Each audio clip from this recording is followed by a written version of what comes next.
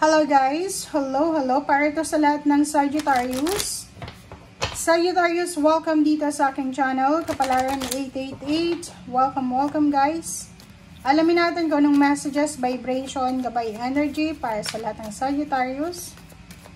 Comment down below if you resonated.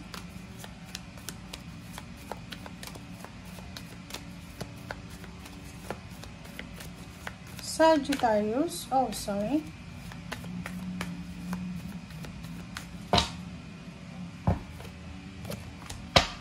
Wow! Okay, congratulations! Naku, ang ganda!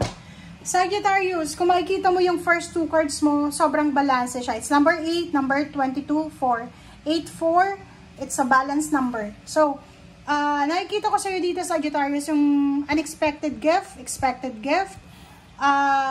Nako, congratulations sa'yo talaga. Kasi ito, it's either money, it's either possession,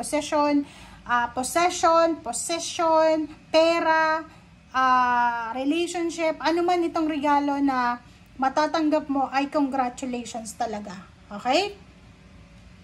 So, dito sa gift na to, sa linggong ito, simula Monday hanggang Sunday, sinasabi sa'yo na kailangan mong maging aware, maging careful ka kasi pwedeng yung regalong ito is small gift lang siya pero malaking bagay ito. Okay? So, baka hindi mo siya masyadong mapansin. So, kailangan mong maging handa. Okay? So, yun. Money, friendship, anything na regalo sa'yo. 22, official person. Nakikita ko sa'yo dito, pwedeng Sagittarius, regalo to galing sa mayor, vice mayor, sa mga senador, or sa politiko, or anything, police, sundalo, or kung kanino man to galing sa Sagittarius na regalo. Okay? Ay, kita ko rin yung official person na to, pwedeng, ang unexpected gift dito is promotion sa trabaho, like promotion sa trabaho, salary increase, or anything na tangible. Oops. Okay. Okay. 3 cards tayo. Wow. Sagittarius, tingnan mo to. Ang ganda niya, 'di ba? Dito sinasabi na naandito si Archangel Raphael sa linggong ito, Monday to Sunday, para bigyan ka ng healing sa iyong mind, body, and spirit. Marami ka bang confusion? Marami kang iniisip, negative, overthinking, anxiety, stress, depression, or hindi ka makatulog sa gabi? Sa linggong ito, nandito si Archangel Raphael. Invoke Archangel Raphael. Okay? Tawagin mo lang 3 times yung name ni Archangel Raphael. And close your eyes. Papasok siya sa isip mo, sa katawan mo, para bigyan ka ng ibigay sa iyong kahilingan mo or kagalingan mo sa iyong isip, katawan, at espiritu. Okay? Next card natin is letting go. Diba? Ang galing. Letting go, sinasabi ng baraha sa'yo dito, Sagittarius, na this week, if it's hard for you to let go, diba, like relationship or goals sa buhay, nahihirapan ka bang i-let go?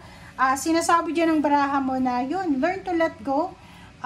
Let it go, let it flow. Huwag nating kontrolin yung sitwasyon kasi wala naman talaga tayong control dito sa mundo eh.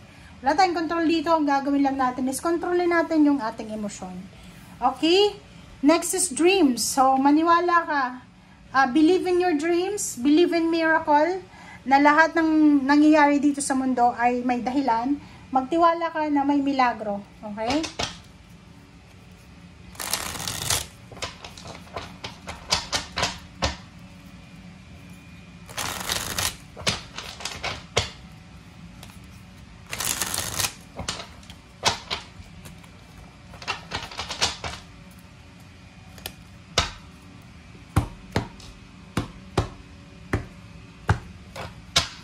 Okay, Sagittarius, first card natin, nakikita ko dito sa'yo yung direction. So, parang medyo, marami kang kinakatakutan, confusion.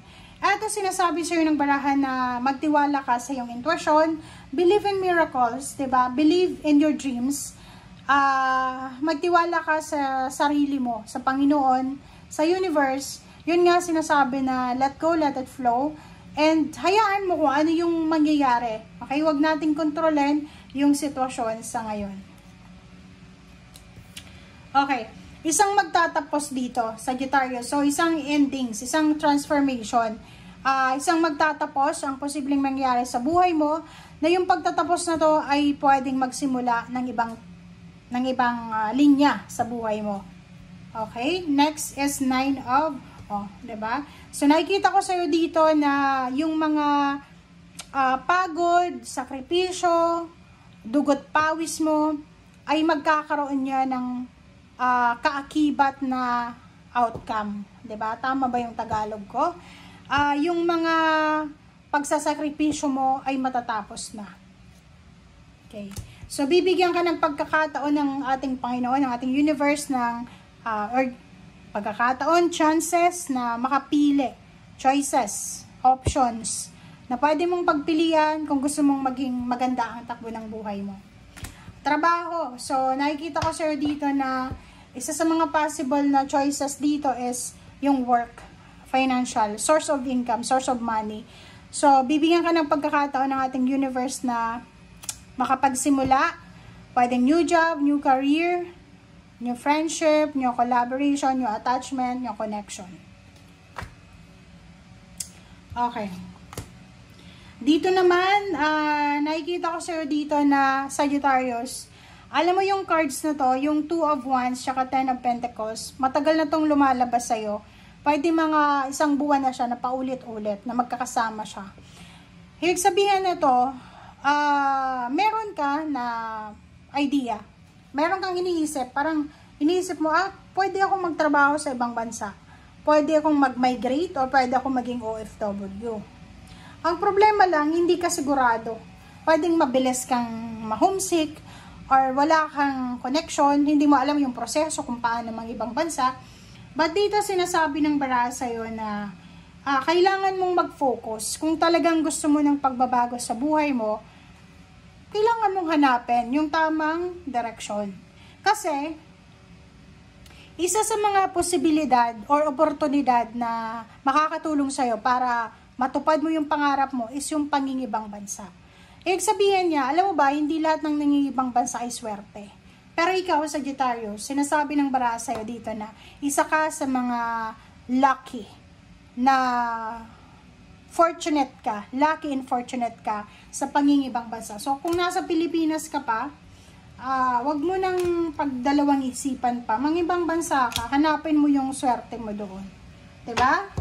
So, gamitin mo yung pinagdaanan mong financial problems, gamitin mo yung kawalan sa pera, para maging motivation mo siya sa trabaho, sa paghahanap ng trabaho, maging motivation mo siya para ituloy kung ano man ang pangarap mo sa buhay. Kaya yung sinasabi, believe in your dreams.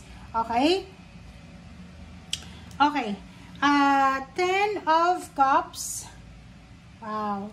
So, nakikita ko sa'yo dito na this week, nakikita ko sa isang Sagittarius na to na talagang decided siya.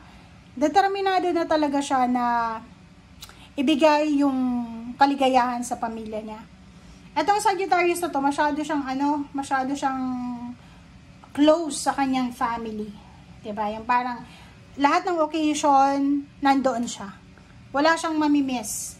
Close siya sa parents niya, sa siblings niya. Mabilis din siyang ma-homesick. But, simula ngayong linggo, magbabago yung ihip ng hangin. Magbabago yung mindset niya. Parang may isip niya na itatry nyo lang. Magtatry siya na mag-sacrifice. Yung iba na gustong pumunta ng ibang bansa pero hindi magawa-gawa kasi mabilis ma-homesick. Dito sinasabi na posibleng magawa mo siya sa linggong ito. Makakapag-desisyon ka for the sake of your family kasi gusto mong ibigay sa kanila yung happiness, full of happiness. So nakikita ko pwedeng breadwinner ka, pwedeng ikaw yung bumubuhay ng pamilya, and nakikita ko sa'yo dito na posibleng ano man itong mga plano mo sa buhay ay magdadala to sa'yo ng positive outcome. So, end of maybe 6 years from now, 6 years from now, kung hindi mo gagawin itong iniisip mo sa ngayon, posibleng pagsisihan mo siya. 6 years from now, kung hindi mo gagawin yan, magsisisi ka. But, 6 years from now, kung gagawin mo to ngayon pa lang, alam mo kung anong makukuha mo? Spotlight, limelight, recognition, awards, rewards, appreciation, success, prosperity, and abundance. Diba? So, dalawa yan eh. Kung hindi ka kikilos ngayon, magsisisi ka bandang huli. Pero kung kikilos ka sa ngayon, may aanihin ka. Ganun lang yun. Okay? Thank you guys for watching. Bye!